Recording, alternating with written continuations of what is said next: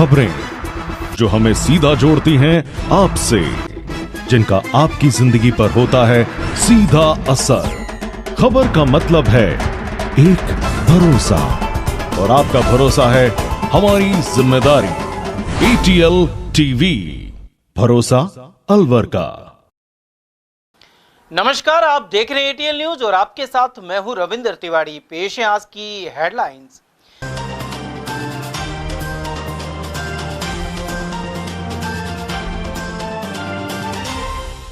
मछलियों से भरे ट्रक में आग लगने से 3 लोग गंभीर रूप से झुलसे। एक्सप्रेस वे पर हुई दुर्घटना, वहीं ट्रैक्टर के नीचे दबकर महुआ में छात्र की गई जान।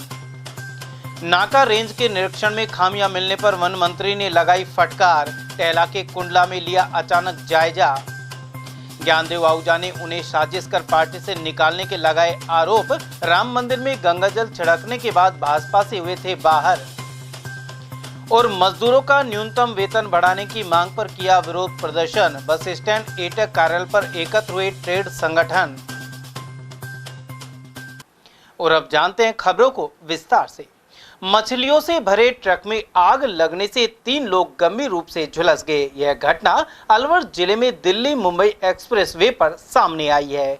इसके चलते ट्रक चालक मोहम्मद साहिल और 2 परिचालक मोहम्मद शाहरुख एवं फरमान गंभीर रूप से झुलस गए। जानकारी के अनुसार ये सभी गाजियाबाद के बिजनौर के निवासी हैं और टाटा ट्रक में मछलियां लेकर राजस्थान से दिल्ली जा रहे थे। पलवल के समीप उन्होंने मछलियों पर पानी से छिड़काव करने के लिए जनरेटर का इस्तेमाल किया, लेकिन जनरेटर में पेट्रोल डालते ही आग भड़क उठी। स्थानीय लोगों की मदद से आग बुझाई गई और घायलों को अलवर के सामान्य चिकित्सालय में भर्ती कराया गया है। सूचना मिलते ही पुलिस और दमकल विभाग भी मौके पर पहुंचे। राजस्थान से माल पकड़ के लेकर आ रहे थे मछली और फरीदाबाद ले जा रहे थे दिल्ली। तो इसके बाद में अचानक से हुआ, गाड़ी में आग लगी। गाड़ी में आग कैसे लगी? Short circuit. गाड़ी में, हाँ, बंदी सब सोए थे बंदी सारे सो रहे थे। तो गाड़ी में आगे जो पेट्रोल डाले थे ना, उसमें मतलब जनरेटर रखा था तगड़ा, उसमें पेट्रोल डाले थे तो उस तरह से आग लग गई। इसमें डाल के पेट्रोल, वो ट्रॉली रखी थी इतनी बड़ी पानी चलाने के लिए, तो इसमें डाला ना पेट्रोल तो उससे आग लगी। 3 दिन लगे। और वहीं मालाखेड़ा थाना क्षेत्र अंतर्गत महुआ टोल टैक्स के पास एक दर्दनाक हादसे में 15 वर्षीय छात्र यशवंत बैरवा की मौत हो गई। जानकारी के अनुसार चोमू गांव निवासी रामप्रसाद बैरवा का पुत्र यशवंत 10वीं कक्षा का छात्र था और अपनी चचेरी बहन की शादी की खरीदारी के लिए अलवर जा रहा था। महुआ टोल टैक्स के पास एक स्पीड ब्रेकर पर ट्रैक्टर उछलने से उस पर बैठा यशवंत संतुलन खोकर नीचे गिर गया। ट्रैक्टर के नीचे दबने से गंभीर रूप से घायल इस किशोर को सामान्य चिकित्सालय लाया गया, जहां डॉक्टर ने उसे मृत घोषित कर दिया। हादसे के बाद ट्रैक्टर चालक वाहन छोड़कर मौके से फरार हो गया। वहीं पुलिस ने मामला दर्ज करते हुए जांच शुरू कर दी है। उधर इस दुखद घटना से गांव में मातम छा गया। मैं कोई ट्रैक्टर में बैठ के जा रहा था तो अचानक कोई जैन पे उतर गया, उछल गया। ट्रैक्टर इनका है किसी और का है? ट्रैक्टर गांव का है सर। अच्छा जी। तो ये क्या करता था, पढ़ाई करता था? ये लड़का पढ़ाई करता था। ये शायद अलवर आ रहा था कोई काम से ना, इनके कोई शादी वादी कपड़ा उपड़ा लेने के लिए आ रहा था, इस वजह से। अच्छा। तो ये घर में कितने बहन भाई हैं? ये 2 भाई हैं सर। ये छोटा है? नहीं, ये बड़ा है। बड़ा ही है जी। दूसरा छोटा है? दूसरा छोटा है। बहन नहीं है सर इनके पास। इनके घर में शादी है तो शादी वादी के शायद कब शादी है इनके 8 तारीख की शादी, 8 मई की जी। वन एवं पर्यावरण मंत्री संजय शर्मा ने टहला क्षेत्र स्थित वनपाल नाका कुंडला रेंज का आकस्मिक निरीक्षण किया। इस दौरान मंत्री शर्मा ने मौके पर मौजूद वनपाल को ड्यूटी में लापरवाही बरतने पर कड़ी फटकार लगाई। उन्होंने कहा कि वन विभाग में अनुशासन और जिम्मेदारी जरूरी है और ढिलाई बर्दाश्त नहीं की जाएगी। निरीक्षण के दौरान उन्होंने देखा कि खाना पकाने के लिए जंगल की लकड़ियों का उपयोग किया जा रहा है। इस पर उन्होंने सख्त नाराजगी जाहिर की। साथ ही पूछा कि जब प्रधानमंत्री उज्ज्वला योजना के तहत गैस सिलेंडर वितरित किए गए हैं तो फिर उनका उपयोग क्यों नहीं किया जा रहा। इसके अलावा रेंज परिसर में 4 दीवारी के पास फैले कचरे को देखकर मंत्री ने स्वच्छता बनाए रखने के निर्देश दिए। उधर इस निरीक्षण से विभागीय अधिकारियों और कर्मचारियों में खलबली मच गई। राम मंदिर में गंगाजल छिड़काव के मामले पर भाजपा के पूर्व नेता ज्ञानदेव आहूजा ने मीडिया के सामने खुलकर राय जाहिर की है। आहूजा ने कहा कि उन्हें उनकी ही पार्टियों के नेताओं ने साजिश करके पार्टी से निकाला है। वे पहले भी भाजपा के नेता थे और हमेशा रहेंगे। गौरतलब है कि शालीमार राम मंदिर में नेता प्रतिपक्ष टीकाराम जूली के जाने के बाद आहूजा ने यहां गंगा जल से शुद्धिकरण किया था। इसके बाद उन्हें भाजपा से निकाल दिया गया था। कांग्रेस ने आहूजा के कृत्य को दलित विरोधी बताया था। वहीं आहूजा का कहना है कि वे कांग्रेसियों के खिलाफ थे, ना कि दलितों के खिलाफ। आहूजा ने कहा कि वो जल्दी केंद्रीय नेताओं को पत्र लिखेंगे। आहूजा ने अपने निष्कासन में केंद्रीय मंत्री और अलवर सांसद भूपेंद्र सिंह यादव और वन मंत्री संजय शर्मा सहित कुछ प्रदेश स्तरीय नेताओं का भी हाथ बताया है। उन्होंने यह भी कहा कि वे रामगढ़ से 3 बार विधायक रहे हैं और दलितों का हर बार भारी समर्थन रहा है। इन दिनों एक करंट विषय जो चल रहा है मेरे संबंध कि मैंने राम मंदिर अपनाकर 4 बार में गंगा जल छिड़का और वो वहाँ कोई दलित नेता आए श्री टीकाराम जूली, उनके खिलाफ मैंने गंगा जल से धोया, गंगा जल छिड़का। 100% अक्षत बात है, आप लोगों के सामने आ चुकी कई बार, कई मेरी वीडियो। मैंने जो बोला, इनके कांग्रेस के केंद्रीय नेता मुख्य रूप से 3 लोग, श्रीमान खड़गे साहब राष्ट्रीय अध्यक्ष, श्रीमती सोनिया गांधी और श्रीमान राहुल गांधी, जो राम को काल्पनिक मानते हैं, भगवान श्री राम मर्यादा पुरुषोत्तम राम के विरुद्ध 3 एफिडेविट लगाए और श्री राम का जन्म, श्री राम नहीं बोलते, राम बोलते हैं, राम का जन्म अयोध्या में हुआ इसका सबूत लाओ। राम सेतु पर भी इन्होंने और एफिडेविट लगाया। तो ऐसे राष्ट्रीय नेता जब इनके नहीं मानते तो उनके 2 प्रांतीय नेता आमंत्रित थे। आमंत्रित तो बीजेपी के नेता भी थे, श्रीमान भूपेंद्र सिंह जी यादव और श्रीमान संजय शर्मा, दोनों मंत्री। मैं उनके साथ भी नहीं गया, शायद उनको मन में दुख हुआ होगा। और मैंने जैसे घोषणा की हुई थी कि कांग्रेसी नेता आएंगे तो मैं गंगा जल छिड़कूंगा। 2 नेताओं का निमंत्रण था, एक श्रीमान भवन जितेंद्र सिंह जी और एक श्रीमान टीकाराम जूली।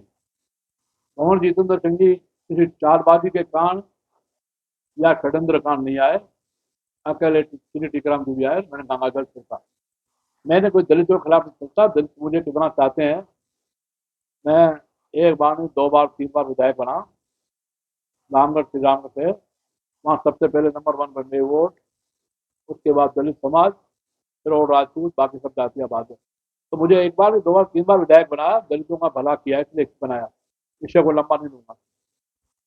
झूठा प्रचार और पागल होकर के कांग्रेस के राष्ट्रीय अध्यक्ष श्रीमान खड़गे साहब ने अहमदाबाद के कांग्रेस के अधिवेशन में बोला और वहाँ टीकाराम जूली ने बोला, वहाँ श्रीमान राहुल गांधी ने बोला, और उसके बाद कांग्रेस के नेताओं की श्रृंखला, श्रीमान अशोक गहलोत साहब, माननीय मुख्यमंत्री, पूर्व मुख्यमंत्री श्री गोविंद सिंह डोटासरा, और तो और अगले से जिलाध्यक्ष श्री योगेश मिश्रा ने मेरे खिलाफ कहा, मैंने दलितों के खिलाफ।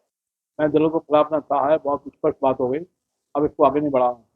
परंतु आश्चर्य की बात यह है, भारतीय जनता पार्टी में जिले में विधायक और पूर्व विधायक, जिलाध्यक्ष है, चलो मेरे स्टेटमेंट को खंडन नहीं किया, मेरी प्रशंसा नहीं की, तो विरोध भी नहीं किया।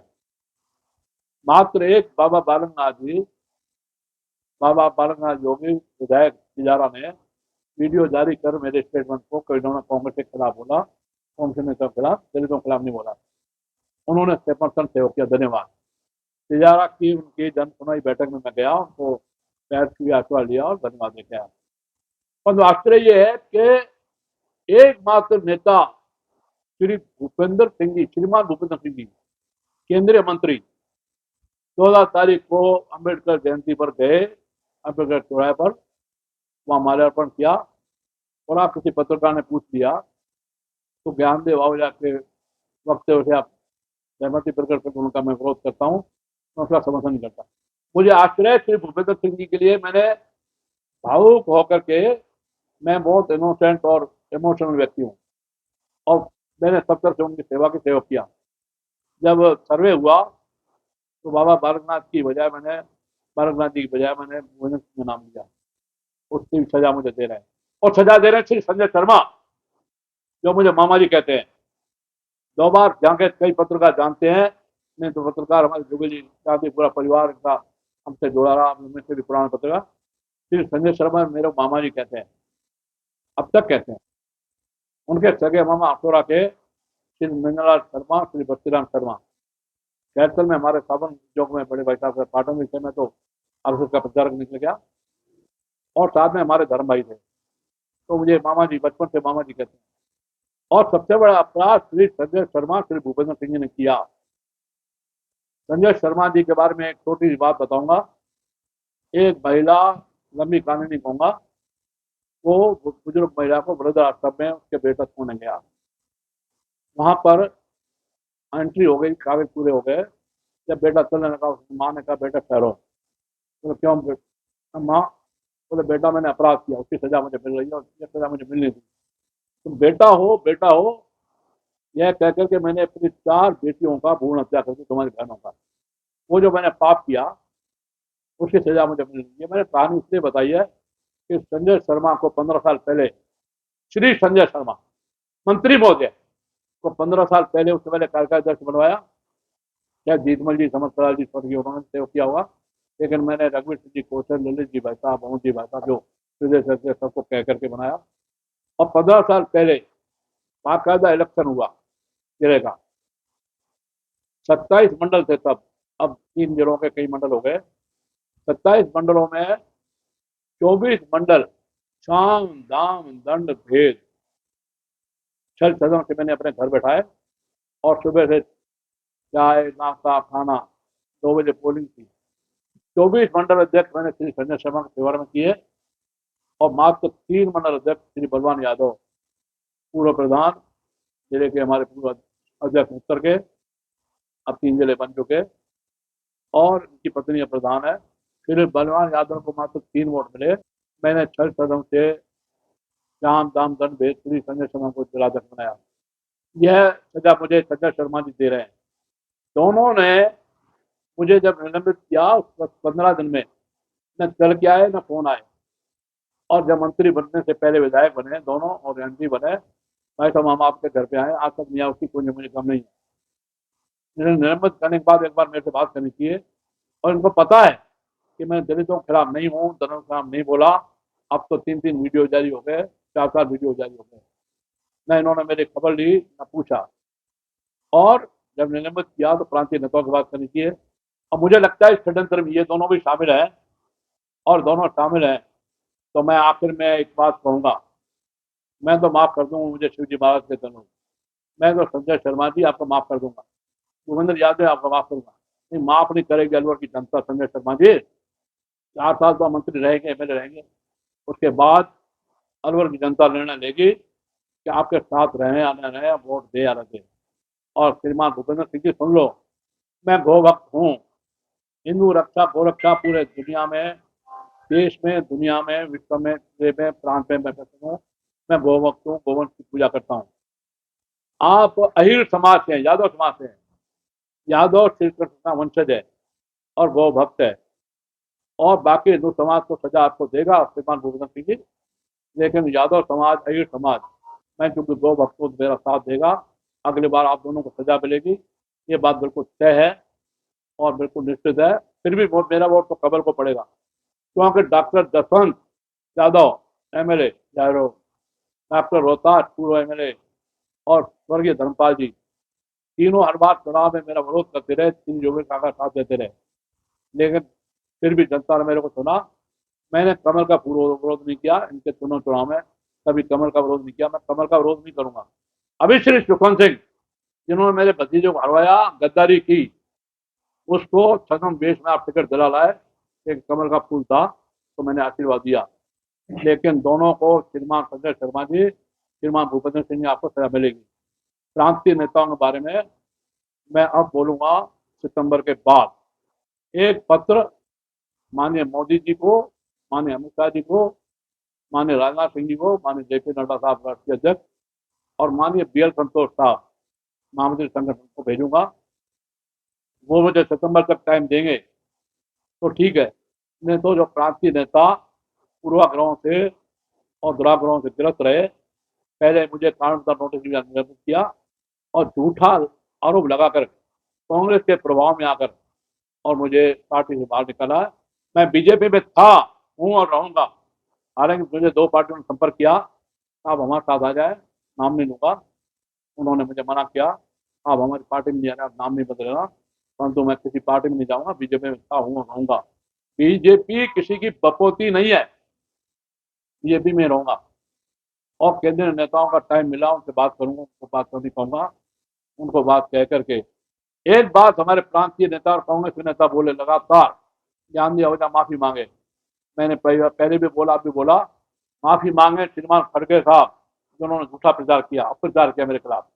माफी मांगे श्रीमान राहुल गांधी, माफी मांगे श्रीमान अशोक गहलोत साहब, माफी मांगे श्री लोटासरा जी, माफी मांगे श्रीमान टीकर जूली और अदने से जलाध्यक्ष योगेश मिश्रा, जिन पर मेरे बहुत एहसान है। माफी मांगे तो ये मांगे, मैं माफी नहीं मांगूंगा। मैंने पहले भी कहा, अभी कह रहा हूँ, इन्हीं शब्दों का विराम। जय श्री राम, जय श्री राम, जय श्री। एटक ने मजदूरों का न्यूनतम वेतन बढ़ाने की मांग पर प्रदर्शन किया। सर्वोच्च न्यायालय के निर्णय एवं 15वें भारतीय श्रम सम्मेलन के मापदंडों की पालना की मांग भी उठाई गई। श्रमिक नेता सोमवार को अलवर बस स्टैंड स्थित एटक कार्यालय के बाहर इकट्ठे हुए, साथ ही सरकार के खिलाफ नारेबाजी का विरोध प्रदर्शन किया। उधर महासचिव तेजपाल सैनी ने बताया कि जिला कलेक्टर को ज्ञापन भी दिया गया है। उन्होंने आरोप लगाया कि राजस्थान प्रदेश में अन्य राज्यों की तुलना में मजदूरों को कम न्यूनतम वेतन दिया जा रहा है और इसमें जो मिनिमम वेजेज है उसको बढ़ाने की मांग को लेकर किया जा रहा है और सरकार को भी हम ज्ञापन जिलाधीश के माध्यम से दे रहे हैं। उसमें भी मांग कर रहे हैं कि सर्वोच्च न्यायालय के जो निर्देश हैं और जो श्रम की जो कमेटियां हैं उनका जो सिफारिश है उसके अनुसार मिनिमम वेजेज बढ़ाया जाए। आज हमारे प्रदेश में पूरे देश के जो अन्य राज्य हैं उनसे बहुत कम ही मिनिमम वेजेज है, जिससे कि आम मजदूरों का उसमें गुजारा नहीं हो पा रहा है। इसलिए ये मिनिमम वेजेज को बढ़ाई जाए जिससे कि उनका गुजारा हो सके। इस बढ़ती महंगाई में, बेरोजगारी में उनका परिवार का जो पालन पोषण है बड़ी कठिनाई से किया जा रहा है। बहुत से तो कर्जे के बोझ में भी दबे हुए हैं जो आत्महत्या करने को भी मजबूर हो रहे हैं। ऐसी स्थिति में मिनिमम वेजेज को बढ़ाया जाना बहुत आवश्यक है। इसलिए हम सरकार से मांग करते हैं कि शीघ्र इस पर गौर करके इस मिनिमम वेजेज को बढ़ाया जाए। टैंकर से सरसों तेल चोरी करने के मामले में सदर थाना पुलिस ने 2 आरोपियों को गिरफ्तार किया है। थाना प्रभारी रमेश सैनी ने बताया कि चरखी दादरी निवासी परिवादी रोमी ने तेल चोरी का मामला दर्ज कराया। पुलिस ने आरोपी यूपी के मुकलेश और कठुमर निवासी रामवीर को गिरफ्तार किया है। इन दोनों पर मिली भगत कर टैंकर के तेल को खुर्द-बुर्द करने के आरोप हैं। सदर थाना अलवर में सरसों के तेल के टैंकर से सरसों का तेल चोरी करने का एक प्रकरण आया है। रोमी नाम का परिवादी है, चरखी दादरी का। उसने अपने मिल में सरसों का तेल टैंकर में भर के भेजा। तो जो टैंकर का ड्राइवर था मुकलेश हरदोई का था, उसने यहाँ तुलेडा मोड़ पे उसके मन में बेईमानी आई। उसने एक रामवीर नाम के पिकअप वाले से संपर्क करके और अपने टैंकर में से तेल उसको पिकअप में एक प्लास्टिक की टंकी थी उसमें उसको भरवा दिया। इस संबंध में रोमी निवासी चरखी दादरी ने रिपोर्ट दी, जिस रिपोर्ट पे चोरी का प्रकरण दर्ज करके टैंकर चालक और पिकअप चालक दोनों को गिरफ्तार कर लिया है। क्या नाम है? रामवीर पिकअप वाले का नाम रामवीर है और मुकलेश टैंकर चालक का नाम है। अलवर शहर के गौरव पथ पर जिला कलेक्टर के निर्देशानुसार नगर निगम और यूआईटी ने अतिक्रमण हटाया है। यह अभियान अशोक सर्किल से भगत सिंह सर्किल तक चलाया गया और सड़क के दोनों ओर अस्थायी अतिक्रमण हटाए गए हैं। इस कार्रवाई का नेतृत्व नगर विकास न्यास के तहसीलदार अनिल शर्मा ने किया। उन्होंने बताया कि समझाइश और चेतावनी के बावजूद कई जगहों पर अतिक्रमण जारी था। ऐसे में सोमवार को यह कार्रवाई की गई। इस दौरान कुछ लोगों का सामान भी जब्त किया गया है। तहसीलदार शर्मा ने चेतावनी दी है कि यदि 2 दिन के भीतर फिर से अतिक्रमण पाया गया तो बड़ी कानूनी कार्रवाई की जाएगी। आज नगर निगम और यूआईटी की टीमें हम मौके पर आए हैं और जो छोटा मोटा अतिक्रमण है, अस्थायी अतिक्रमण रोड के दोनों साइड फुटपाथ पे, उसको हटाने की और समझाइश करने की कार्रवाई की जा रही है।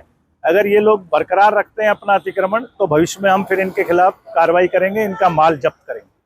तो कितने दिन का अल्टीमेट दिया जा रहा है लोगों को? हम 2 दिन का इनको कह रहे हैं कि आज ये कह रहे हैं ज्यादातर अस्थायी अतिक्रमण है, तो हम इनको 2 दिन का कह रहे हैं कि भाई 2 दिन में ये सारा खाली कर दें, अन्यथा फिर हम कार्रवाई करेंगे। ये पूरे शहर में चलेगी कार्रवाई या फिर पर्टिकुलर? अभी पहले सबसे पहले प्राथमिकता के रूप में हमने ये गौरव पथ को लिया है, अलवर का जो गौरव पथ है, उसके बाद फिर शहर के और दूसरे बाजार हैं उन पर भी कार्रवाई निरंतर जारी रहेगी। ये एक मासिक के रूप में, सप्ताह के रूप में बनाया जा रहा है कि पूरा अतिक्रमण हटाओ कार्रवाई? नहीं, ऐसा नहीं है, ये तो नियमित कार्रवाई है हमारी।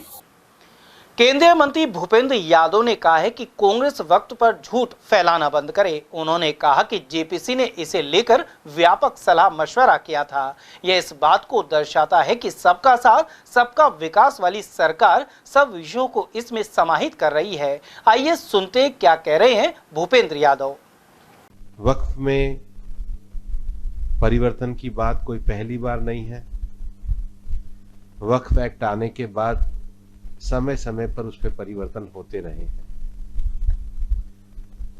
और जो 2013 में भी अंतिम बार परिवर्तन हुआ, उस समय की भी अगर आप पार्लियामेंट की डिबेट देखेंगे और उससे पहले कांग्रेस के समय में उन्हीं के वरिष्ठ नेता के रहमान कमेटी की रिपोर्ट को देखेंगे कि वक्फ की प्रॉपर्टी में ट्रांसपेरेंसी होनी चाहिए, मैनेजमेंट अच्छा होना चाहिए, अपने उद्देश्यों को पूरी करने के लिए होनी चाहिए, वो विषय एड्रेस होने से रह गए थे और इसलिए देश की सरकार वक्फ कानून लेकर के आई।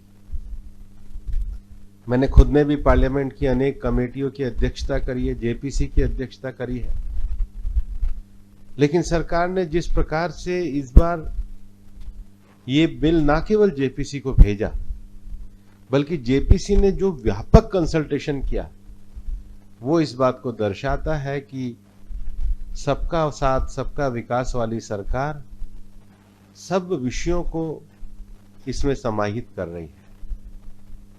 और इसलिए कांग्रेस का जो पहला भ्रम फैलाने का प्रयास है कि वक्फ से मुसलमानों के कोई अधिकार समाप्त हो जाएंगे, वक्फ मुस्लिम धर्म के हिसाब से चैरिटेबल कार्य करने के लिए एक संकल्प है। इस एक्ट के आने के बाद भी मुस्लिम इंडिविजुअल और ग्रुप अपने धार्मिक कार्यों की गतिविधि के लिए एक ट्रांसपेरेंट, फेयर और संवैधानिक दायरे के अंदर अपनी इस धार्मिक गतिविधि और अपने इस संकल्प को अभिव्यक्त कर सकें। और इसलिए वक्फ को क्रिएट करने का, वक्फ को मैनेज करने का, वक्फ को रेगुलेट करने का मुसलमानों का अधिकार इस संरक्षण के बाद भी सुरक्षित है। पिछले कई वर्षों से अलवर के सोनाओं में पानी की समस्या बनी हुई है। सोमवार को लोग मनुमार्ग स्थित जलदाय विभाग कार्यालय में पहुंचे और अधिकारियों को अवगत कराया। सोनावा डोंगरी के करीब 50 घर ऐसे हैं जहां पिछले करीब 9 साल से पानी की समस्या बनी हुई है, लेकिन हर बार उन्हें सिर्फ आश्वासन देकर टाल दिया जाता है। सोमवार को कार्यालय पहुंचे तो पता चला कि संबंधित अभियंता जयपुर गए हुए हैं। दूसरे अधिकारी ने जल्द कार्रवाई का भरोसा दिलाया। फिलहाल तो ये लोग पिछले 2.5 महीने से सिर्फ चक्कर लगा रहे हैं। आज बताया कहाँ से आए हो? मैं सोनावा डूंगरी से आया हूँ। हमारे को 8 से 9 साल हो गए पानी आए हुए, जबकि हम बराबर बिल दे रहे। पानी का हर महीने बिल पेमेंट करते हैं। बिल्कुल भी नहीं आता। 1 से 2 बाल्टी पानी की आती है, वो भी 48 घंटे के बाद में। कैसे काम चलाते हो तो पानी नहीं आता? कहीं पास पड़ोस से मंदिर से बाल्टियां भर भर करके लाते हैं या फिर टैंकर गिरवाते हैं। समस्या काफी गंभीर बनी हुई है। बहुत बार कंप्लेंट कर ली, 8-9 साल हो गई, बस यही कहते हैं कि कराएंगे कराएंगे, कुछ नहीं हो रहा। कोई हल नहीं निकल रहा। नहीं, अभी 2.5 महीना हो गया, कल परसों करते आ रहे हैं, लेकिन कल परसों पूरा नहीं हुआ। कब कल परसों पूरा होगा? कितने घर ऐसे हैं जहाँ पानी बिल्कुल नहीं है? करीबन 50-40 घर हैं, 40 से 50 घर। बिल्कुल भी नहीं है। बिल्कुल पानी 1 दो बाल्टी पानी की आती है। पानी की समस्या जो है 8-9 साल हो गया, बिल भी भर रहे हैं, फिर भी पानी नहीं मिल रहा है। और ये मीठी गोली दे देते हैं बस। न सर्दी में मिलता है न गर्मी में मिलता है। फिर कैसे काम चलाते हैं? टैंकर डलाते हैं दूर दराज से भी लाते हैं और कहीं उधर खूब जाते हैं, उधर उधर से भी, और टैंकर डलवाते हैं। खुद के पैसे से डलवाते हाँ, 8-10 दिन में एक टैंकर आता है। क्या करें, हैं। हर साल आते हो वहाँ पर? आते रहते हैं बस, यूँ समझ हर साल ही आते हैं। क्या कहते हैं फिर ये जिला? बस यही कहते हैं करवा रहे हैं करवा रहे हैं। अब क्या कहा है उन्होंने? अभी भी यही किया है। और जयन को अयन तो गया, एक्शन तो गया जयपुर, और ये बोला इनको भाई मैं जयन को बोल देता हूँ, हमारे सामने बोल तो दिया, और जयन भी इनको हिसाब करवा रहे हैं। जानकी नवमी के उपलक्ष्य में सोमवार को अलवर के मनुमार्ग स्थित श्री लक्ष्मी नारायण मंदिर में उत्सव मनाया गया। सुबह माता जानकी का अभिषेक कर नई पोशाक धारण करवाई गई। वहीं दोपहर में महिलाओं द्वारा भजन कीर्तन किए गए। मंदिर पुजारी पंडित राजेंद्र शर्मा ने बताया कि चैत्र शुक्ल नवमी को भगवान श्री राम का अवतरण हुआ था और वैशाख नवमी को माता जानकी ने बैकुंठ छोड़कर मिथिला की धरा पर जन्म लिया था। इसी उपलक्ष्य में जानकी नवमी उत्सव मनाया जा रहा है। आज श्री जानकी नवमी का उत्सव श्रद्धा और भक्ति के साथ मनाया। चैत्र शुक्ला नवमी को भगवान इस धरा पर पधारे थे और वैशाख शुक्ला नवमी को माता जानकी बैकुंठ छोड़कर यहाँ मिथिला में जन्म हुआ।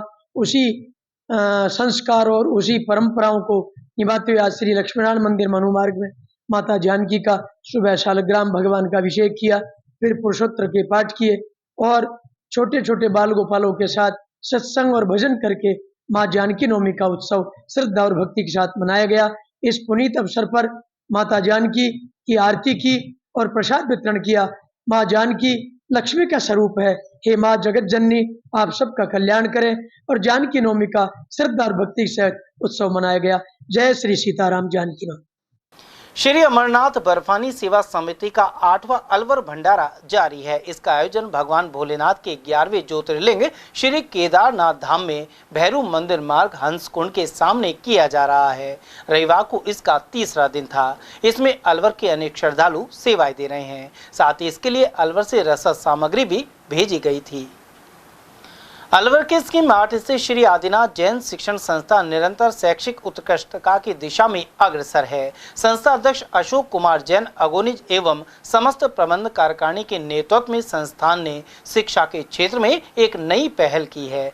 आधुनिक शिक्षा नीति के अनुरूप आदिनाथ पब्लिक स्कूल में विभिन्न नवीन सुविधाएं आरंभ की जा रही हैं। इन सुविधाओं में ज्ञान मंदिर यानी मिनी थिएटर, अत्याधुनिक किंडरगार्टन कक्षाएं, बच्चों के लिए मिनी कंप्यूटर लैब, मनोरंजन के लिए प्ले स्टेशन और आकर्षक एवं आधुनिक खिलौनों से युक्त कक्षाएं सम्मिलित हैं। विशेष आवश्यकता वाले विद्यार्थियों के लिए सीबीएसई के दिशा निर्देशों के अनुसार रैंप, लिफ्ट एवं विशेष शौचालयों की व्यवस्था की गई है। इसके अतिरिक्त संगीत साधना केंद्र तथा स्पोर्ट्स अकादमी का संचालन भी पिछले 2 वर्षों से नियमित रूप से किया जा रहा है। इसके अलावा जैन उच्च माध्यमिक विद्यालय मन्निकागढ़ भी प्रगति के पथ पर अग्रसर है। बिजली आपूर्ति को सुदृढ़ करने हेतु पूरे परिसर में सोलर पैनल लगाए गए हैं। उधर शिक्षकों एवं कर्मचारियों के बौद्धिक विकास और नवाचार पर भी ध्यान दिया जा रहा है। इसी क्रम में 10 मई को फैकल्टी डेवलपमेंट एवं कॉन्फिडेंस बूस्टर प्रोग्राम का आयोजन किया जाएगा, जिसमें डॉक्टर शंकर गोयनका को मुख्य संदर्भ व्यक्ति के रूप में आमंत्रित किया गया है। वहीं शीघ्र ही सूर्यनगर में संस्थान की नई शाखा का भूमि पूजन कर निर्माण कार्य आरंभ किया जाएगा। अलवर जिला सैनी महासभा ने अपनी मांगों को लेकर जिला कलेक्टर को ज्ञापन दिया है। इसके अनुसार मध्य प्रदेश के दमोह नगर स्थित महात्मा ज्योतिराव फूले की मूर्ति को कुछ असामाजिक तत्वों द्वारा क्षतिग्रस्त कर दिया गया। दलितों के अग्रदूत और नारी शिक्षा के जनक महात्मा ज्योतिराव फूले की मूर्ति के साथ इस घटना पर रोष जाहिर किया गया है। वहीं असामाजिक तत्वों को गिरफ्तार कर मूर्ति को फिर से स्थापित करने की मांग उठाई गई है। हम आज यहाँ कलेक्टर को ज्ञापन देने आए हैं, कलेक्टर साहब को, और ज्ञापन का मेन विषय है जो भिंड में मध्य प्रदेश में हमारे माननीय महात्मा ज्योतिबा फुले जी की मूर्ति को शत विशत किया गया है कुछ असामाजिक तत्वों के द्वारा। हम प्रशासन से मांग करते हैं कि उन्हें जल्द से जल्द पकड़ा जाए, कठोर से कठोर सजा दी जाए तथा राज्यपाल महोदय और एमपी सरकार से गुजारिश करते हैं कि मूर्ति को पुनः उसी स्थान पर लगाया जाए। धन्यवाद। तरीके से पूरे फिल्म पर भी मनुवादी लोगों ने बैन लगाने की कोशिश की थी, काट छाट बहुत सारी चीज़ों को कराई। सत्यता चीज़ इस दुनिया में आनी चाहिए, इतिहास का आने वाली पीढ़ी को पता होना चाहिए। हमको वहाँ के सरकार से और राज्यपाल से हम यही अनुरोध करना चाहेंगे। महात्मा गांधी अंग्रेजी माध्यम राजकीय विद्यालयों में नए शिक्षा सत्र में प्रवेश के लिए ऑनलाइन प्रक्रिया 7 मई से शुरू होगी। प्रताप स्कूल के उपाचार्य विजेंद्र कुमार मीणा ने बताया कि 7 मई से 15 जून तक शाला दर्पण QR कोड पर ऑनलाइन आवेदन किए जाएंगे। इसके बाद 16 जून को सूची चस्पा की जाएगी और 17 जून को लॉटरी के माध्यम से प्रवेश दिए जाएंगे। आवेदन की जो रिक्तियाँ हैं वो 16/6/25 बता दी जाएगी। भाई अपने यहाँ पे इतनी सीटें हैं, अपने 25 क्लास में इतने बच्चों के लिए। और जो लॉटरी निकालने की तारीख है वो 17/6/25 है। दिन लॉटरी निकाली जाएगी, लेकिन जिन बच्चों को यहाँ पे 17 तारीख जी सर। उसके बाद 18 को इसकी सूची चिपका दी जाएगी और फिर 19 से जून से प्रवेश कार्य शुरू हो जाएगा। हाँ, जिन बच्चों को बिल्कुल। और फिर जो अपना सत्र है वो 1 जुलाई से। लक्ष्मणगढ़ नगर पालिका से मौजपुर को बाहर किए जाने पर ग्रामवासियों द्वारा धरना जारी है। वहीं लगातार 12 दिनों से विरोध प्रदर्शन किया जा रहा है। इसमें सोमवार को कांग्रेस जिलाध्यक्ष योगेश मिश्रा और राजगढ़ लक्ष्मणगढ़ विधायक मांगेलाल मीणा शामिल हुए। मिश्रा ने बताया कि कुछ बीजेपी के लोग नगर पालिका लक्ष्मणगढ़ से मौजपुर को हटाना चाहते हैं, जिससे वे अपनी पार्टी का पालिका अध्यक्ष बनवा सके। परिसीमन के नाम पर छेड़छाड़ कर मौजपुर को नगर पालिका क्षेत्र से बाहर कर दिया गया, जबकि मौजपुर की राजस्व सीमा में लक्ष्मणगढ़ थाना, कॉलेज, अस्पताल एवं अन्य सरकारी कार्यालय शामिल हैं। सर, लक्ष्मणगढ़ के पास जो मौजपुर गांव है उसमें लगातार धरना प्रदर्शन चल रहा है, 10-12 दिन हो गए हैं। क्या मामला है, क्यों धरना दिया जा रहा है, क्या जानकारी? देखिए, कांग्रेस राज में हमारे नेता भंवर जितेंद्र सिंह जी की सिफारिश से लक्ष्मणगढ़ नगर पालिका बनी थी। लक्ष्मणगढ़ में मौजपुर गांव को ऐड किया गया था, 13 वार्ड वहाँ बढ़ा दिए। 4 साल वहाँ नगर पालिका ने काम भी किया। भारतीय जनता पार्टी के हमारे साथियों ने दुर्भावनावश, जैसे बीजेपी का राज बना है, पंचायत तो नगर पालिकाओं के परिसीमन के बहाने से मौजपुर गांव को नगर पालिका से बाहर करवा दिया। हकीकत यह है कि लक्ष्मणगढ़ का थाना मौजपुर में है, मौजपुर के रेवेन्यू एरिया में है। लक्ष्मणगढ़ का रेफरल हॉस्पिटल मौजपुर के रेवेन्यू एरिया में है। लक्ष्मणगढ़ का अनुसूचित जाति छात्रावास मौजपुर के रेवेन्यू एरिया में है। लक्ष्मणगढ़ का BSNL ऑफिस मौजपुर के रेवेन्यू एरिया में है और लक्ष्मणगढ़ का डिग्री कॉलेज मौजपुर के रेवेन्यू एरिया में है। इस सब के बावजूद भारतीय जनता पार्टी के हमारे जो साथी नेता हैं, उनके दबाव में आकर अधिकारियों ने रिपोर्ट कर दी कि मौजपुर की दूरी लक्ष्मणगढ़ से 8 किलोमीटर है। ये एकदम गलत है। उसकी हमने सारी नकलें ले ली हैं। माननीय SDM साहब को भी हमने सब ज्ञापन दे दिया। माननीय कलेक्टर महोदय को हमने ज्ञापन दे दिया इस मामले में। प्रिंसिपल सेक्रेटरी UDS को ज्ञापन दे दिया। और भारतीय जनता पार्टी के नेताओं को ये कहना है कि भाई मौजपुर अगर लक्ष्मणगढ़ नगर पालिका में रहेगा तो चेयरमैन बीजेपी का नहीं बन पाएगा। तो दुर्भावना से मौजपुर को बाहर कर दो तो बीजेपी का चेयरमैन ये बना लेंगे। ये इतनी गंदी सोच है हमारे साथी रखते हैं। इनको ये पता नहीं है मौजपुर गाँव अलवर जिले का सबसे बड़ा गाँव है। और जो भी नेता ये गंदगी कर रहा है ना, चुनाव आने तो उसको ऐसा निपटा देंगे, मौजपुर में तो घुस नहीं पाएगा वो, चाहे कितना ही बड़ा नेता हो। और सारे गांव वाले इस मामले में एकजुट है। कुछ स्वार्थी तत्व जो है, जो बीजेपी के साथियों के साथ लग करके ये घिनौना कृत्य कर रहे हैं, उनको भी सबक सिखाएंगे आने दो चुनाव। क्योंकि मैं गांव के विकास के नाम पर राजनीति नहीं करता। गांव का विकास होना चाहिए, सारे लोग एकजुट रहने चाहिए। लेकिन ये भारतीय जनता पार्टी के साथी हमारे गाँव के भाईचारे को खत्म करना चाहते हैं, हमारी एकजुटता को खत्म करना चाहते हैं। और हार थक के अब हमने माननीय उच्च न्यायालय में रिट भी कर दी है इस चीज़ की। भगवान ने चाहे तो अगली पेशी में नहीं, उससे अगली पेशी में हमें स्टे भी मिल सकता है। स्टे मिल गया तब हम नेताओं को बताएंगे कि मौजपुर के साथ दुर्व्यवहार किस तरीके से किया जाता है। तो सारा मामला सर मौजपुर गांव के साथ दुर्व्यवहार का है, केवल दुर्भावना और दुर्व्यवहार। आज 11वां दिन है धरने को, सारे गाँव वाले धरना दे रहे हैं बस स्टैंड के ऊपर। परसों मैं भी गया था, हमारे माननीय विधायक मांगेलाल जी वहाँ गए थे। और मैंने पुनः अधिकारियों से, नेताओं से निवेदन किया कि देखिए गांव के विकास के नाम पे राजनीति मत करिए। दुनिया गांव से शहर की तरफ भाग रही है। मौजपुर बड़ा कस्बा है, उसमें विकास होना चाहिए। नगर पालिका रहेगी तो रोड लाइट वहाँ लगेगी, नालियाँ वहाँ बनेंगी, साफ सफाई वहाँ होंगी, सड़कें बनेंगी, विकास होगा। विकास के नाम पर पैसा अच्छा आएगा। शहरी क्षेत्र में विकास का पैसा ज़्यादा मिलता है। ग्राम पंचायत को पैसा साल में 1 करोड़ 2 करोड़, और नगर पालिका बन जाए तो 50 से 100 करोड़ तक पैसा लगता है। तो गांव के विकास में सारा गांव हमारा एकजुट है और जो लोग हमारे गांव के विकास में बाधा बनेंगे उनको हम आने वाले चुनाव में सबक सिखाएंगे। निरंकारी मंडल अलवर द्वारा आयोजित क्रिकेट टूर्नामेंट फाइनल के परिणाम घोषित कर दिए गए हैं। सेमीफाइनल में गोंदगढ़ ने नौगावा ब्रांच को हराकर फाइनल में अपनी जगह बनाई। वहीं अलवर के खिलाड़ियों ने बेहतर प्रदर्शन करते हुए नौगावा को हराकर फाइनल में अपना स्थान सुरक्षित किया। सेमीफाइनल मैच प्रारंभ होने से पूर्व जोन नंबर 8 हरियाणा से आए जोनल इंचार्ज सुरेंद्र पाल सिंह, जिला संयोजक सोमनाथ निरंकारी और सेवा दल संचालक श्री राम की उपस्थिति में शुभारंभ हुआ। फाइनल मैच में अलवर ने गोंदगढ़ के खिलाड़ियों पर 7 विकेट से जीत हासिल की। टूर्नामेंट के समापन पर जिला संयोजक सोमनाथ द्वारा विनर और रनर अप टीम को पारितोषिक देकर सम्मानित किया गया। संत निरंकारी मंडल से जुड़े अमृत खत्री ने यह जानकारी प्रदान की। अधिकांश लोग जन्मदिन पर पार्टी आदि करते हैं, लेकिन 29 वर्षीय युवक विजय रावत ने इसे समाज सेवा से जोड़ते हुए मिसाल पेश की है। वे बीकानेर जिले के देशनोक में नर्सिंग ऑफिसर हैं। विजय ने अपने जन्मोत्सव पर मरणोपरांत नेत्रदान की शपथ ली और अलवर के सामान्य चिकित्सालय में पहुंचकर पंजीकरण भी करवाया। रावत ने बताया कि इस प्रेरणादायक निर्णय के पीछे उनके दादा जय नारायण की सोच है। उन्होंने यह भी कहा कि यह एक ऐसा उपहार है जो किसी की जिंदगी में उजाला भर सकता है। वहीं रावत ने कहा कि अगले जन्मदिन पर वे देहदान का संकल्प भी भरेंगे। मेरे नेत्रदान करने का एक कारण है, मेरे दादाजी ने बचपन में बात कही थी कि बेटा जब संसार में आए हो तो अब विभिन्न लोगों से कुछ ना कुछ लेते रहते हैं, तो ऐसा कुछ करके जाना कि मरने के बाद हम किसी के काम आ सके। तो वहां से मेरे विचार आया था। समाचार में वक्त तो चला एक छोटे से अल्प विराम का। आप बने रहिए एटीएल टीवी के साथ। एटीएल द्वारा गर्मी के मौसम में वन्य जीवों के लिए जारी मुहिम के तहत काफी वर्षों से पानी और चारा बालाकिला जंगल में भेजा जा रहा है। मकसद यह है कि बेजुबान जानवरों को इस तेज गर्मी में पानी और चारे के लिए भटकना ना पड़े। एटीएल की इस मुहिम में आप लोग भी हमारे साथ सहयोग कर मूक प्राणियों की सेवा के जरिए पुण्य लाभ उठाएं। संपर्क करें मुकेश गुप्ता, निदेशक एटीएल, मोबाइल नंबर 9414019207। अलवर शहर में पहली बार एक ही छत के नीचे sports goods and sports wear का एकमात्र showroom stronger sports and wear, Dena bank के सामने, बस स्टैंड रोड, अलवर।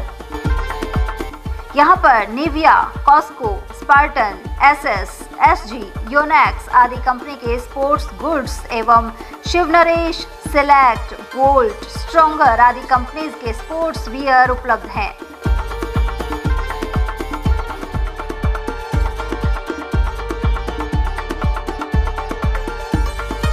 यहाँ टीम के लिए स्पोर्ट्स किट और ट्रैक सूट एवं हाउस टी शर्ट्स भी तैयार कराए जाते हैं।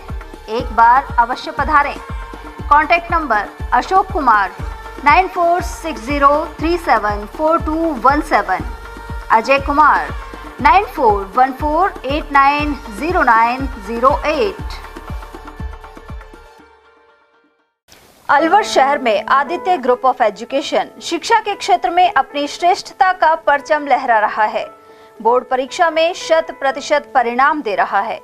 सत्र 2024 में विद्यार्थी पलक जैन, दक्षिता शर्मा व आरजू जांगिड़ ने बोर्ड परीक्षा में 98% अंक प्राप्त कर संस्था को गौरवान्वित किया। संस्था द्वारा तीनों विद्यार्थियों को 21-21 हजार रुपए का पुरस्कार देकर सम्मानित किया गया। संस्था को स्कूल एक्सीलेंट अवार्ड से भी सम्मानित किया गया। हमारे यहाँ अंग्रेजी व हिंदी माध्यम में साइंस, कॉमर्स और आर्ट्स के अनुभवी अध्यापक अध्यापिकाओं द्वारा शिक्षण की उत्तम व्यवस्था है। साइंस वर्ग में 11th, 12th foundation, NEET, IIT का स्कूल फीस में ही अध्ययन करवाया जा रहा है। विद्यालय के द्वारा सुसंस्कारित शिक्षा प्रदान की जा रही है। विद्यालय में सांस्कृतिक कार्यक्रम, खेलकूद प्रतियोगिता, विज्ञान एवं प्रौद्योगिक विभाग द्वारा आयोजित प्रतियोगिता में छात्र छात्राओं ने भाग लेकर विद्यालय को गौरवान्वित किया है। हमारे यहाँ पढ़ाई में कमजोर विद्यार्थियों की अलग से कक्षाएं लगाकर पढ़ाई से संबंधित कमजोरी को दूर किया जाता है। प्रॉब्लम सॉल्विंग काउंटर के माध्यम से विद्यार्थियों की समस्या का समाधान प्रशिक्षित अध्यापकों द्वारा किया जाता है। डोर टू डोर वाहन सुविधा, सीसीटीवी कैमरे, साप्ताहिक टेस्ट, प्रतिमाह अभिभावक संगोष्ठी, स्कूल प्लस कोचिंग की अफोर्डेबल फीस में उत्तम व्यवस्था। हमारे शिक्षण संस्थान Om Aditya public senior secondary school, Delhi academy senior secondary school, Aditya academy एवं आदित्य कैरियर इंस्टीट्यूट में शिक्षण की उत्तम व्यवस्था है। अभिभावकों से निवेदन है कि उत्कृष्ट परीक्षा परिणाम प्राप्त करने के लिए एक बार विद्यालय की जानकारी लेकर अपने बच्चों को उत्तम शिक्षा दिलाएं। आदित्य की परंपरा, सेवा, संस्कार व समर्पण।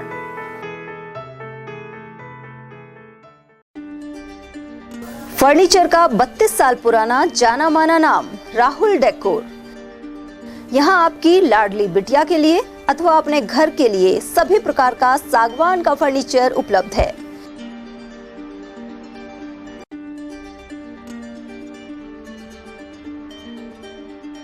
Double bed, dressing table, sofa set सागवान एवं कपड़े वाले तथा सेंटर टेबल, भट्टी कलर, स्टील अलमारी, ब्रांडेड एवं सॉफ्टी फोम के गद्दे आपकी नाप तोल से बनाए जाते हैं।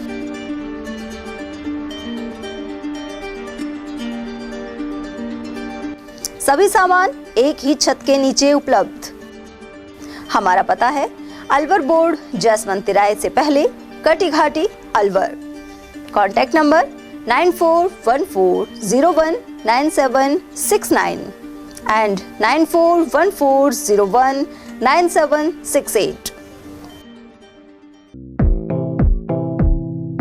Doctor Shroff charity eye hospital Alwar द्वारा दी जाने वाली सुविधाएं जैसे RGHS, ESHS, TPA।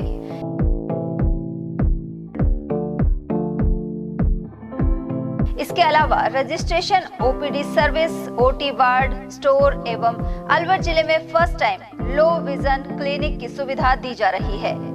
Low vision aid clinic जो दिव्यांग बच्चों जिनकी निगाह बहुत सारे इलाज के बाद भी कम रह जाती है, उस ऐसे मरीजों के लिए या ऐसे बच्चों के लिए जो बेस्ट पॉसिबल जो डिवाइसेस होते हैं वो हमारे पास अवेलेबल है, जिससे हम ऐसे बच्चों का मदद कर सकते हैं। ऑप्थेल्मोलॉजी डॉक्टर द्वारा चिन्हित मरीज लो विजन क्लिनिक की सुविधा उठा सकता है। हमारे यहाँ विभिन्न प्रकार की जांचें जैसे OCT, RFNL, VFA, B scan, YAG laser, A scan की सुविधा उपलब्ध है। हमारा पता है doctor Shroff charity eye hospital, Subhash Nagar, NEB road, Alwar, Rajasthan. Contact number 014423705559। हीरे, सोने, चांदी के जेवरातों के विक्रेता Durga Prasad Sunil Dutt jewellers, Bajaja Bazaar, Alwar.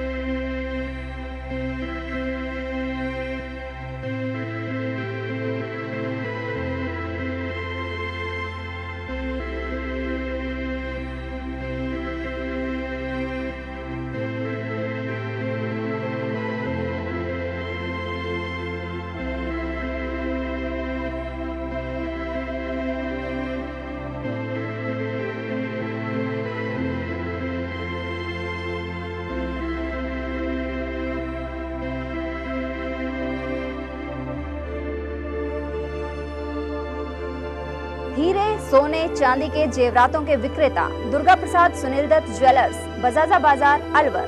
Phone number 0144233863 and 2338663।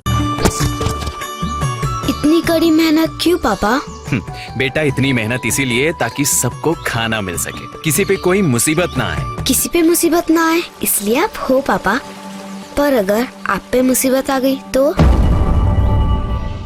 अब पाए फसल बीमा केवल 3 आसान स्टेप्स में। क्षेमा सुकृति फसल बीमा।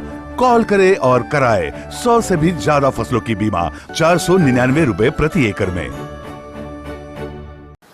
ब्रेक के बाद फिर से आपका स्वागत है। CMHO डॉक्टर योगेंद्र शर्मा ने राजगढ़ सामुदायिक स्वास्थ्य केंद्र का निरीक्षण कर दिशा निर्देश दिए हैं। BCMO डॉक्टर योगेंद्र शर्मा ने बताया कि उन्होंने व्यवस्थाओं के बारे में चिकित्सकों से जानकारी ली। यहाँ की व्यवस्थाओं को देखते हुए आउटडोर रोगियों की संख्या ज्यादा नहीं है।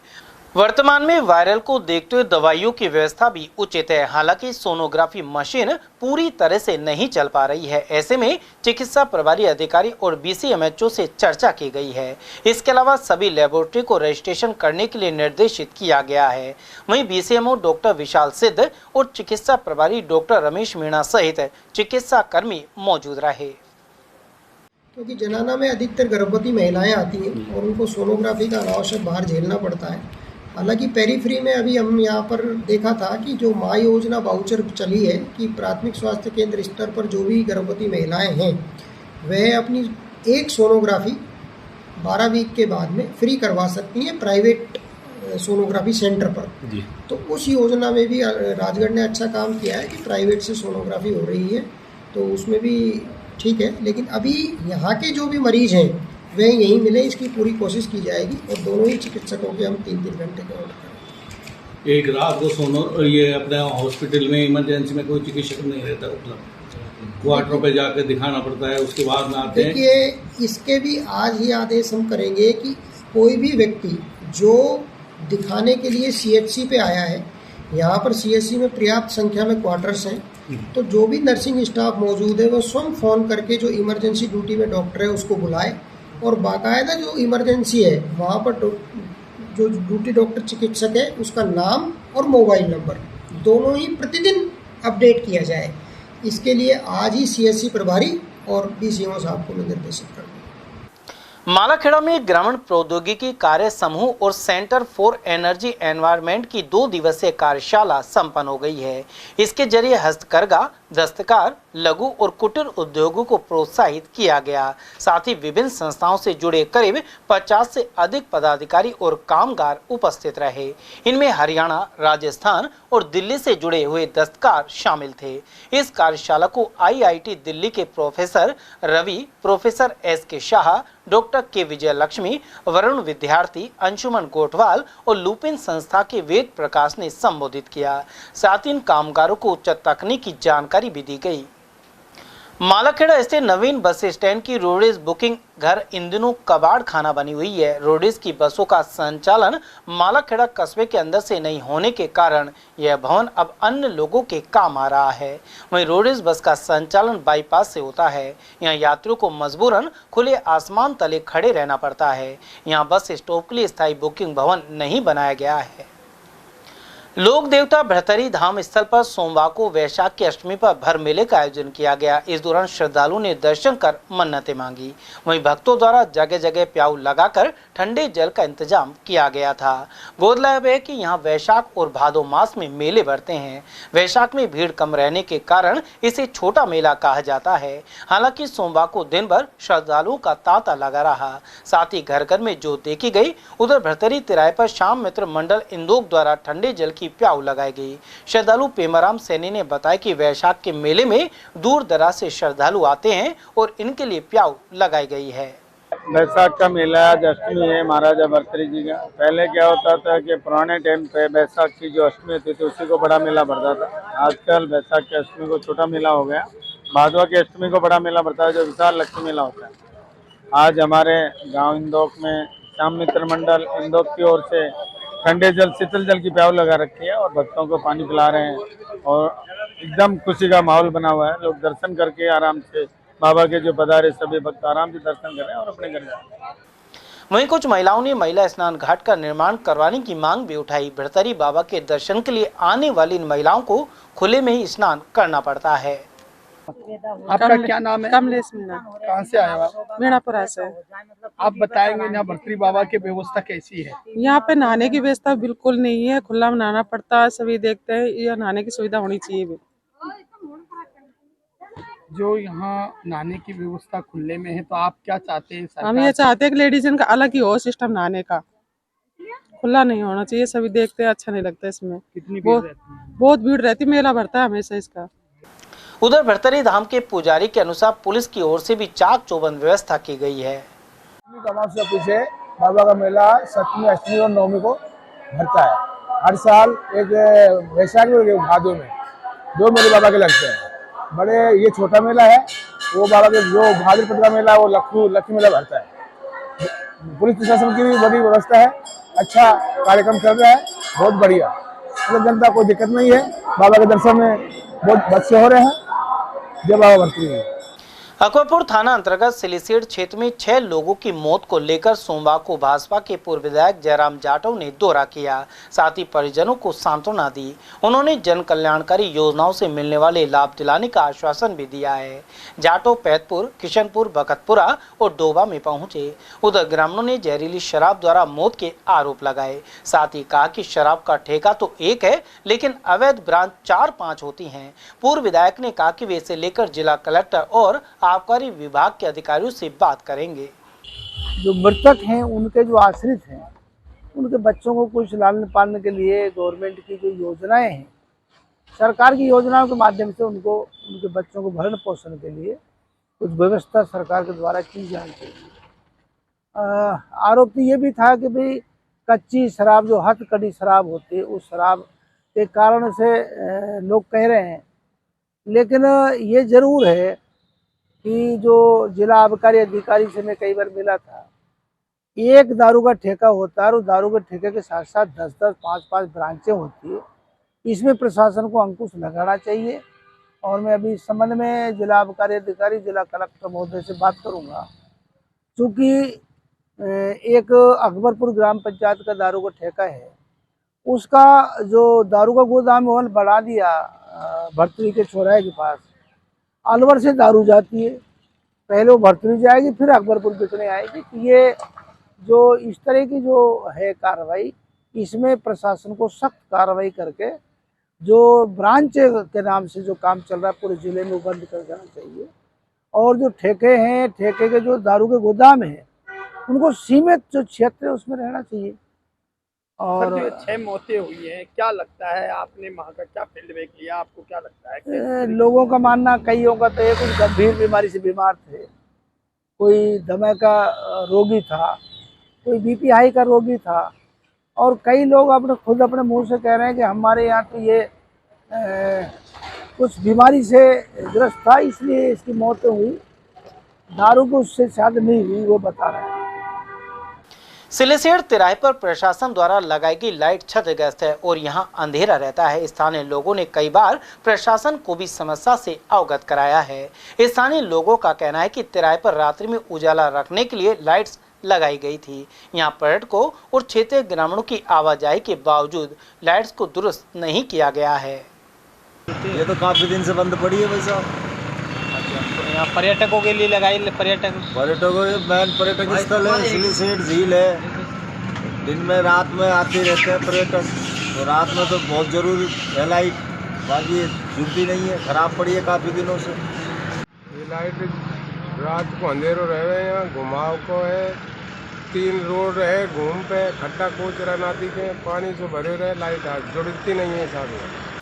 68वें नेशनल स्कूल गेम्स में चल रहे अंडर 19 बॉक्सिंग में राजस्थान ने 4 पदकों पर कब्जा किया है। मालाखेड़ा निवासी राजस्थान टीम बॉक्सिंग कोच काजल साहू और विजेंद्र रंगा ने बताया कि बालक वर्ग में शौर्य प्रताप एवं कार्तिक चौहान ने कांस्य पदक प्राप्त किया, जबकि बालिका वर्ग में दलप्रीत कौर ने कांस्य पदक हासिल किया है। उधर दिशा कौर ने रजत पदक पर कब्जा जमाया। उधर इस उपलब्धि पर राजस्थान बॉक्सिंग एसोसिएशन के सचिव नरेंद्र कुमार निर्वाण, अध्यक्ष धीरेन्द्र सिंह और अंतर्राष्ट्रीय रेफरी विशाल कुमार निर्वाण ने प्रसन्नता व्यक्त की है। जांगड़ ब्राह्मण महासभा की ओर से खैरतल जिला कलेक्टर किशोर कुमार को जिला अध्यक्ष नरेश चंद शर्मा के नेतृत्व में ज्ञापन सौंपा गया। शर्मा के अनुसार झुंझुनू में जिला परिवहन अधिकारी मक्खन लाल जांगड़ के खिलाफ ओवरलोड संचालित वाहन स्वामियों ने धरना दिया। इनका नेतृत्व करते हुए विधायक राजेंद्र गुड़ा ने अभद्र भाषा का प्रयोग करते हुए धमकियां दी। ऐसे में मुख्यमंत्री के नाम ज्ञापन देकर कार्रवाई की मांग की गई है। इस मौके पर नगर पालिका के पूर्व अध्यक्ष सुभाष जांगड़, राधेश्याम जांगड़, रमेश चंद, राम कुमार, हरिराम और राजेंद्र जांगड़ आदि मौजूद रहे। जांगड़ समाज के डीटीओ साहब मक्खनलाल जी के साथ और एमएलए श्री राजेंद्र प्रसाद हुड्डा ने बोलने में अभद्र व्यवहार करा और जातिवादी सूचक शब्द भी कहे और हर तरह गाली गलौज और माँ बहन तक उतारा है। ऐसे लोगों को कड़ी से कड़ी सजा मिलनी चाहिए। खैरतल में पुरानी अनाज मंडी बालाजी परिवार के अध्यक्ष हितेश शर्मा के नेतृत्व में बाल सखा मंडल का अध्यक्ष शैंकी सैनी को बनाया गया है। साथ ही कुल 21 सदस्यों की कार्यकारिणी गठित की गई। इस मौके पर प्रसाद वितरण भी किया गया। कार्यक्रम में सौरव सैनी, अभि सैनी, हिमांशु भारद्वाज, हेमंत शर्मा, राहुल सैनी, प्रथम डाटा और पंकज आदि मौजूद रहे। किशनगढ़ बास थाना क्षेत्र के ग्राम झरंडिया के जंगल में एक व्यक्ति की लाश मिली है। इसकी आयु करीब 30 से 35 साल और रंग गेहुआ है। पुलिस के अनुसार इस व्यक्ति के बारे में किसी भी प्रकार की सूचना पुलिस कंट्रोल रूम खैरतल और थाना अधिकारी किशनगढ़ बास को दी जा सकती है। भाजपा के जिला उपाध्यक्ष देशाज वर्मा ने कहा कि पहलगाम घटना पर सरकार गंभीर है, साथ ही आतंकवादियों के खिलाफ कार्रवाई करने जा रही है। उन्होंने कहा कि आतंकवादियों को किसी भी सूरत में नहीं बख्शा जाएगा, साथ ही केंद्र सरकार बड़ा एक्शन लेगी। तो मैं मानना चाहूँगा ऐसा तो नहीं है। देखिए, ये घटना घटी, ये बहुत बुरी घटना थी और ऐसी घटना देश में घटना बहुत ही गलत बात है कि हमारे हिंदू संस्कृति को चैलेंज देके तो आप किस धर्म के हैं फिर ये घटना करी, बहुत निंदनीय घटना थी। लेकिन मैं बताना चाहूँगा कि अब आप और हम ये चाह रहे हैं, पूरा देश चाह रहा है कि पाकिस्तान पर आक्रमण हो। मेरे हुक्म माननीय पत्रकार महोदय, आक्रमण तो हो गई, लेकिन ये देखिए कि पाकिस्तान की इस समय दशा क्या हो रही है। पूरा पाकिस्तान अपने आप में उलझा हुआ है और पाकिस्तान आतंकवादियों को शरण देने वाला है। लेकिन ये देखिए, भारत ने उस पर इतना अच्छा शिकंजा कस लिया है।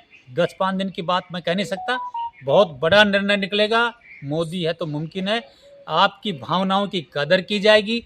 अभी आप कहते जातीय जनगणना की बात कर रहे थे, ऐसे मैं फिर कह रहा हूँ कि मोदी है तो सब कुछ मुमकिन है। बहुत बड़ा अटैक होगा या बहुत बड़ा निर्णय लिया जाएगा।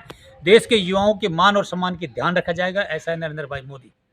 सर, आरएसएस का कोई इस पर अभी तक एक्शन नहीं आया है, कोई बयान नहीं आया है कि इस घटना पर और पाकिस्तान के ऊपर। वैसे आरएसएस हिंदुओं के लिए बहुत सारी बातें करती है, लेकिन आरएसएस अभी चुप बैठी है, क्या कारण? देखिए, आरएसएस ऐसी कोई टिप्पणी नहीं करता है कभी भी।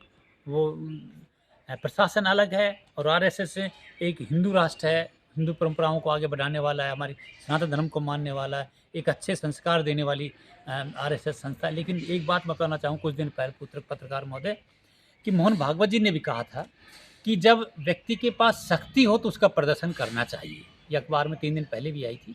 तो ऐसा नहीं है कि भारत के पास शक्ति है तो प्रदर्शन करेगा, और ऐसा भी है कि माननीय नरेंद्र भाई मोदी जी इस बात सब बात को देख कर निर्णय लेंगे कि कोई आर्थिक संकट देश पे नहीं आए, कोई युवाओं को कोई संकट नहीं आए। सब चीज़ों का तोल के फिर कोई डिसीजन लिया जाएगा। और मैं फिर बताना चाहता हूँ, भारत के इतिहास का सबसे बड़ा ऐतिहासिक निर्णय होगा। सब उसकी सराहना करेंगे, जैसे पहले सराहना की थी, ऐसे ही कोई नया काम होगा सबका साथ, सबके विकास पे ध्यान रखते हुए। और ये जो घटना करी है, इसका मुंह तोड़ जवाब देगा वो नरेंद्र भाई मोदी। सर, आरएसएस का दबाव नजर नहीं आ रहा सरकार पे एक्शन के लिए, कार्रवाई के लिए? पत्रकार महोदय, ये दबाव वाली बात नहीं है। ये राजनीति और एक संगठन एक अलग चीज़ है। राजनीति सब चीज़ों को तोल के, सब चीज़ों को, विचारधाराओं को सम्मिलित करके फिर कोई निर्णय लेंगे। ऐसा नहीं है। सेना भी सोच रही है, देश के राष्ट्रपति भी सोच रहा है, प्रधानमंत्री भी सोच रहा है, सब लोग सोच रहे हैं। गलत हुआ है, जवाब देंगे अपन उसका। राजस्थान अंबेडकर संघ द्वारा जिला कलेक्टर को विभिन्न मांगों को लेकर ज्ञापन सौंपा गया है। प्रदेश अध्यक्ष रामचरण बड़वा ने बताया कि बड़ी संख्या में विद्यालय क्रमोन्नति के बाद व्याख्याताओं के स्वीकृत पदों के लिए वित्तीय स्वीकृति जारी की गई थी। साथ ही ऐच्छिक विषयों के व्याख्याता के पदों का सृजन भी किया गया, लेकिन वित्तीय स्वीकृति जारी नहीं की गई। हालिया पदोन्नति से रिक्त पद भरने के कारण इन व्याख्याताओं का माह अप्रैल का वेतन आहरित नहीं हो पाया है। ऐसे में कार्रवाई की मांग की गई है। श्रीमान शिक्षा मंत्री राजस्थान सरकार को ज्ञापन देने पहुंचे हैं और ज्ञापन में ये मांग की गई है कि राजस्थान सरकार ने 2022 में 3,433 राजकीय माध्यमिक विद्यालय और 395 राजकीय बालिका माध्यमिक विद्यालय को राजकीय उच्च माध्यमिक विद्यालयों में क्रमोन्नत कर दिया गया था।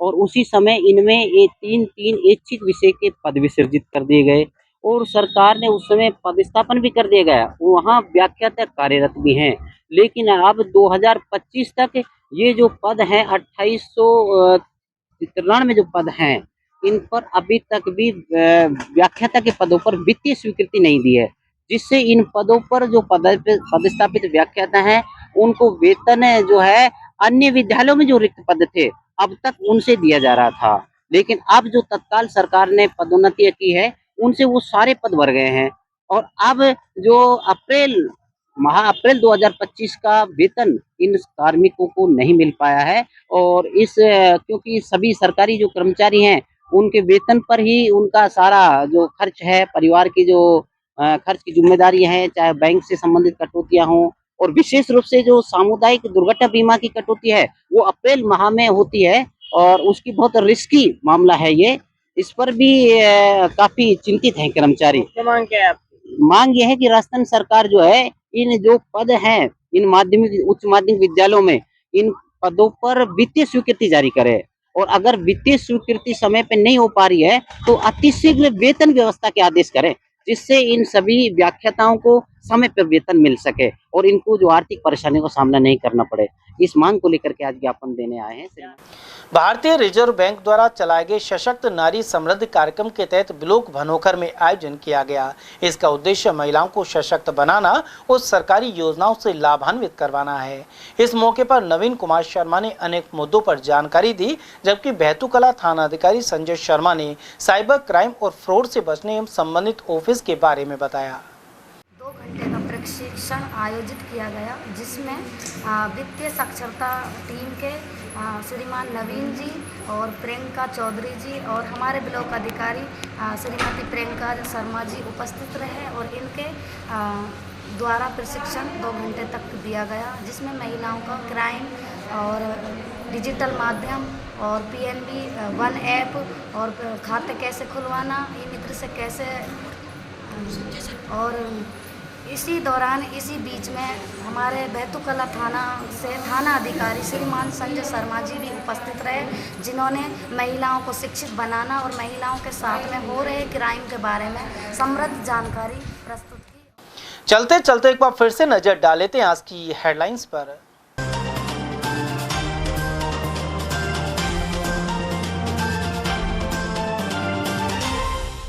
मछलियों से भरे ट्रक में आग लगने से 3 लोग गंभीर रूप से झुलसे। एक्सप्रेस वे पर हुई दुर्घटना, वहीं ट्रैक्टर के नीचे दबकर महुआ में छात्र की गई जान। नाका रेंज के निरीक्षण में खामियां मिलने पर वन मंत्री ने लगाई फटकार। टहला के कुंडला में लिया अचानक जायजा। ज्ञानदेव आहूजा ने उन्हें साजिश कर पार्टी से निकालने के लगाए आरोप। राम मंदिर में गंगाजल छिड़कने के बाद भाजपा से हुए थे बाहर। और मजदूरों का न्यूनतम वेतन बढ़ाने की मांग पर किया विरोध प्रदर्शन। बस स्टैंड एटक कार्यालय पर एकत्र हुए ट्रेड संगठन।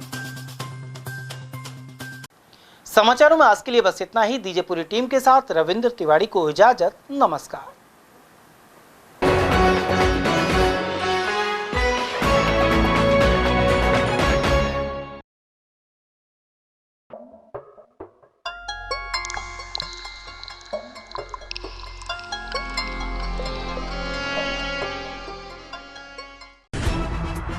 खबरें जो हमें सीधा जोड़ती हैं आपसे, जिनका आपकी जिंदगी पर होता है सीधा असर।